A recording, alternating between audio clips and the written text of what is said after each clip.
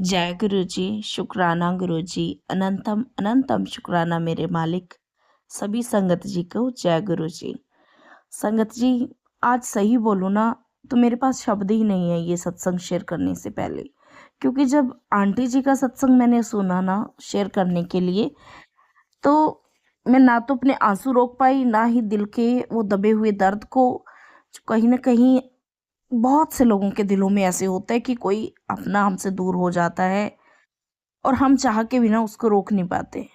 लेकिन संगत जी, मैं बहुत ही मतलब सरप्राइज हूँ, और एक मोटिवेशन है आंटी जी उन सभी के लिए जिनको ये दुख है, या जिनका कोई ना कोई ऐसा दुख है कि उनके पास उनका अपना नहीं है।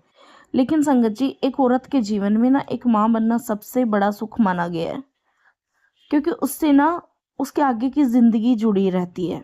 जिंदगी तो हमारी सबसे ही जुड़ी होती है, लेकिन वो एक सबसे बड़ी ब्लेसिंग बोली जाती है कि शादी के बाद अगर एक बच्चा है ना। लेकिन आज तक इनकी झोली खाली रही, और फिर भर के भी वो भरी हुई नहीं कह सकते। तो उसमें भी मैं ये कहना चाहूंगी कि आंटी जी, आप हिम्मत नहीं आ रही है। और सबसे बड़ा सरप्राइज तो मुझे ये है कि इतना होने के बाद भी आंटी जी के मन में ना गुरु जी के प्रति जो प्यार है वो कम नहीं हुआ, बल्कि और ज्यादा बढ़ा। तो संगत जी, ऐसे हैं हमारे गुरु जी, ऐसी है उनकी महान संगति जो कि इतना प्यार करती है गुरु जी से। तो संगत जी, मैं भी इमोशनल हो रही हूँ सत्संग शेयर करने से पहले। और संगत जी, ये सत्संग ना एक मोटिवेशन है उन सभी के लिए, एक सीख है। तो इस सत्संग को जरूर सुनिए और समझिए। दूसरी बात संगत जी, आंटी जी को अब ऐसा लगता है कि उन्होंने मांग के लिया तो वो वापस ले लिया गुरु जी ने।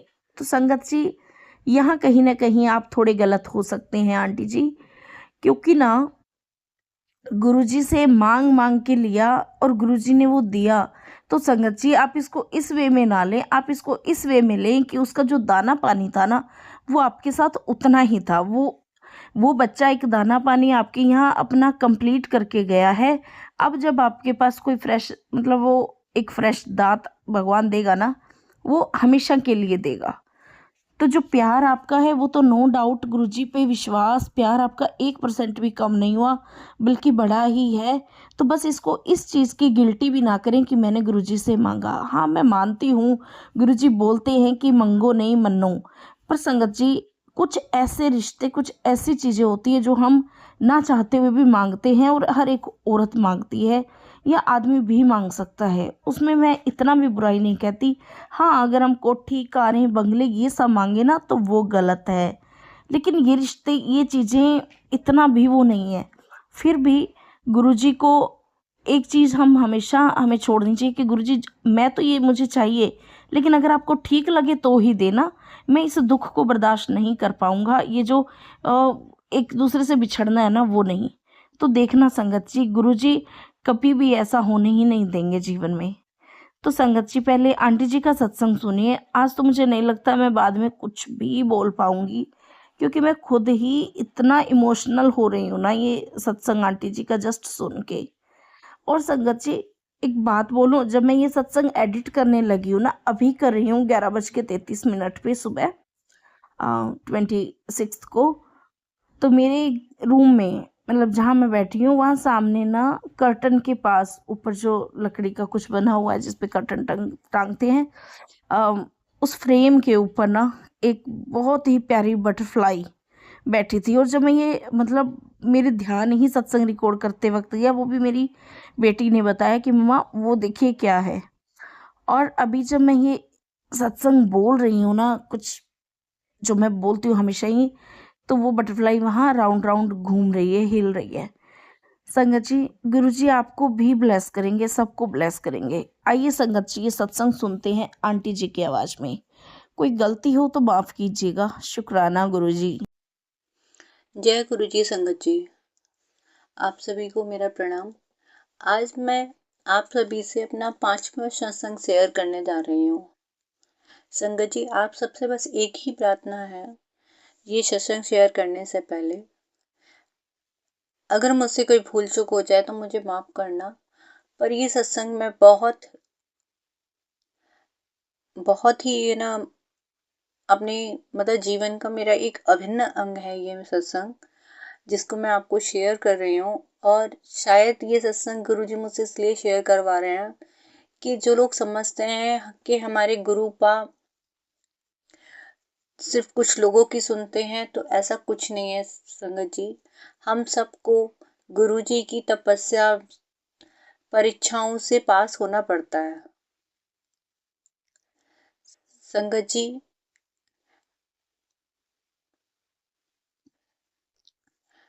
मेरा सत्संग अप्रैल 2023 का है। कुछ वजह से संगत जी, जैसे सबके जीवन में खुशियाँ आती हैं शादी के बाद, तो मेरा मेरा जो जीवन है, मेरे जीवन में जैसे जो खालीपन होता है एक बच्चे का, वो खालीपन मेरे जीवन में अभी तक भरा नहीं है संगत जी। तो उस वजह से मेरे घर वालों ने और मैंने मिलके डिसाइड किया था कि हम एक बच्चा गोद ले लेते हैं। अचानक से अप्रैल में हमारे पास एक खबर आती है,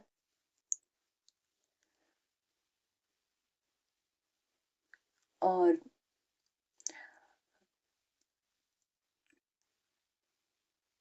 खबर आती है एक बच्चे के लिए। तो संगत जी, हम एक बच्चा मतलब उस बच्ची के लिए, तो हम उसे सब लोग गोद लेने के लिए तैयार हो गए। ये बात नवरात्रों की है संगत जी। नवरात्रों की चौदस थी जिस दिन उस बच्ची ने जन्म लिया था, और पूनों को हम लोग लेकर अपने घर आ गए थे। हम सब बहुत खुश थे क्योंकि लग ही नहीं रहा था वो बच्ची हमारी नहीं है। ऐसा लगा जैसे मानो भगवान ने मेरा खालीपन पूरा कर दिया था संगत जी। वो बच्ची मेरे पास सिर्फ 4 दिन रही।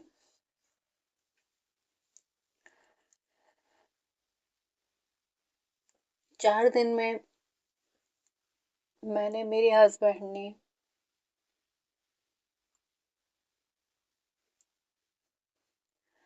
अपने इतने सालों का खालीपन,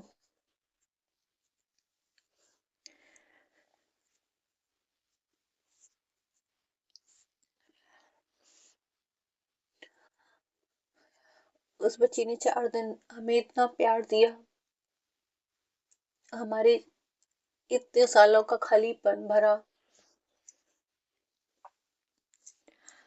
अचानक से वो 4 दिन बाद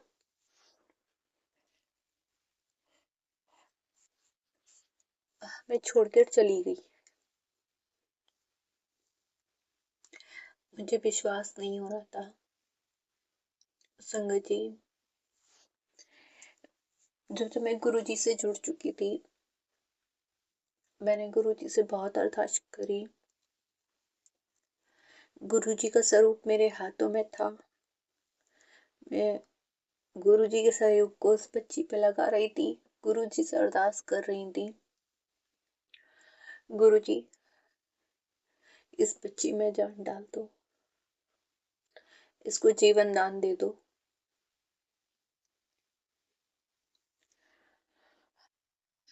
पर संगत जी, जैसे कि हम नहीं जानते हैं कि हमारे जीवन में जो हो रहा है वो किस लिए हो रहा है, या अच्छा है या बुरा है या क्या है, मुझे भी नहीं पता। उस वक्त गुरुजी ने जो समझा,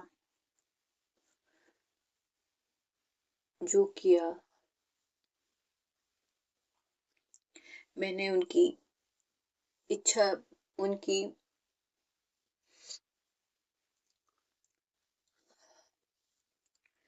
गुरुजी की आज्ञा समझकर सब स्वीकार कर लिया। आज भी हमारे मन के कोनों में वो हमारे लिए है।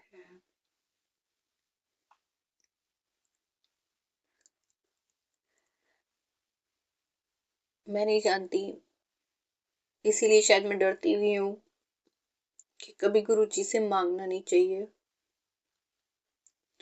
शायद जाने अनजाने मैंने मांगा हो और उसका ये नतीजा हुआ। जब वो सही समझेंगे, जब वो उनके हिसाब से समय सही होगा, मेरा सब कुछ ठीक होगा, तो मुझे यकीन है गुरुजी सब कुछ देंगे मुझे।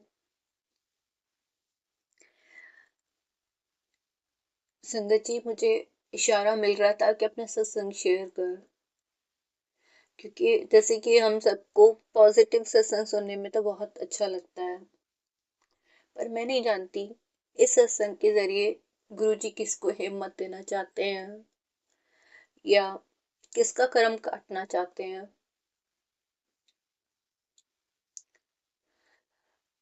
पर ये सत्संग मेरा शेयर करना शायद मेरे लिए जरूरी था।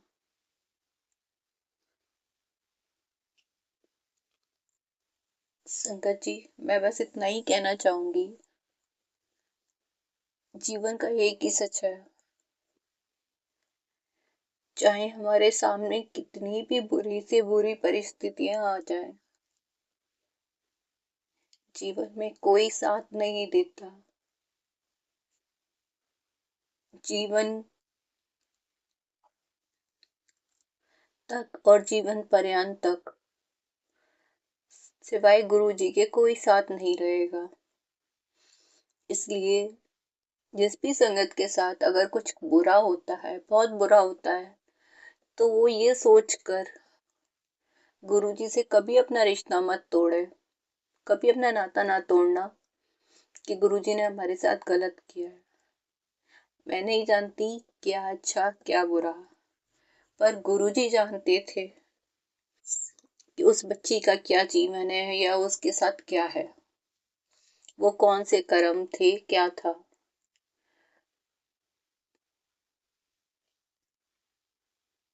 पर संगत जी, एक बात कहूंगी कि चाहे 4 दिन को,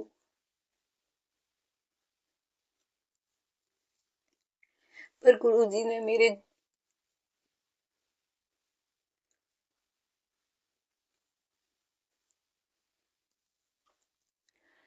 माफ करना संगत जी, आप सबसे बस आज इतना ही मैं शेयर कर सकती हूँ।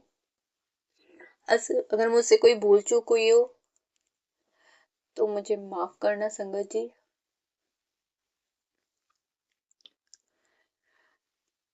ओम नमः शिवाय। शिव जी सदा सहाय। ओम नमः शिवाय। गुरु जी सदा सहाय।